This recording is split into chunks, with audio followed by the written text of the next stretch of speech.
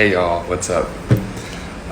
I am right in the middle of my vacation. I'm here in Rio, and every time I come to Rio, I just get really inspired to many different ends. And in this case, I'm inspired to share a little bit about my flexibility journey, both as an artist and as a coach.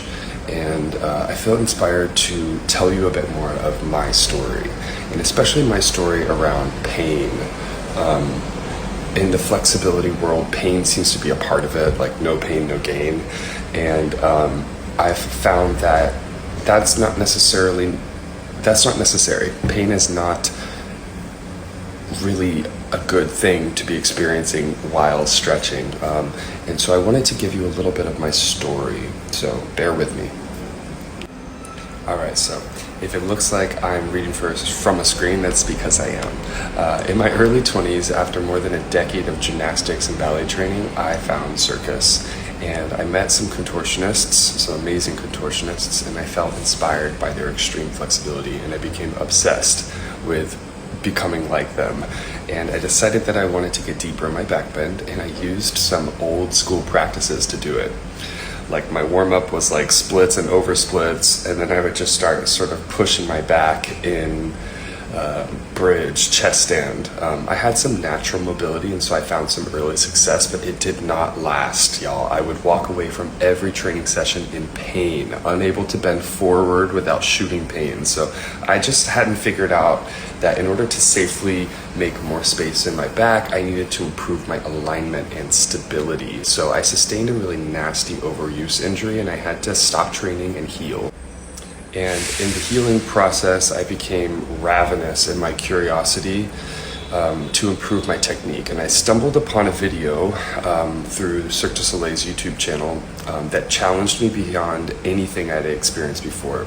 And I had a feeling that if I could improve my performance in this series of movements, that something good would come of it.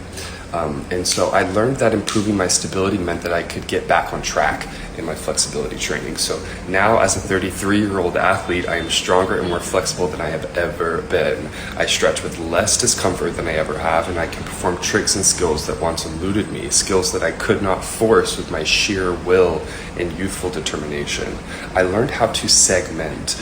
Segmenting is the ability to bend deliberately from one place by stabilizing the surrounding systems. And without this, our body takes the path of least resistance and bends deeply in the spaces that are already flexible, exploiting those spaces. And so segmenting effectively is really important. But segmenting effectively without a dedicated core stability practice, it's not going to happen. I won't say it's impossible, but like very improbable. In my experience as a coach, I find that what holds most people back from developing this practice is a lack of knowledge and a surplus of ego. Core stability movements are not widely preached in the fitness community, in part because many coaches don't understand functional core anatomy. Most movements offered for core training involve movement around the spine, flexion, extension, twisting, side bending. And while these movements do offer benefit, they're not a starting point for flexibility training. It's just not. As far as the ego portion, implementing a core stability practice is humbling. It's not glamorous. You can't really brag about it, post about it on Instagram. These movements aren't impressive to an outside, uneducated eye, but the effects of this practice are nothing short of a miracle, honey.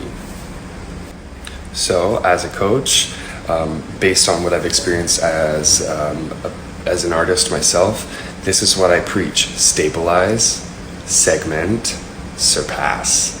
Stabilize first, get yourself into alignment, then you're able to segment, you're able to stabilize one part, bend from another, which creates more harmonious flexibility.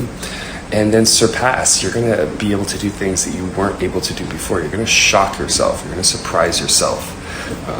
And so in a general big picture sense, this is the order of progression. It goes alignment and then amplitude. Alignment precedes amplitude. Extreme flexibility carries with it a level of risk, and so this is how we properly manage and lower that risk. So if you're thinking about subscribing to my on-demand, this is what you're going to experience. These are the movements that I offer. This is the technique that has worked for me and so many others. So I hope to see you there. Thanks for watching. If you enjoyed this video, let us know in the comments what you think about this. Check out these other recent clips from Worldwide Campus News and Entertainment. Then be sure to subscribe and ring the bell to be notified for about our latest videos.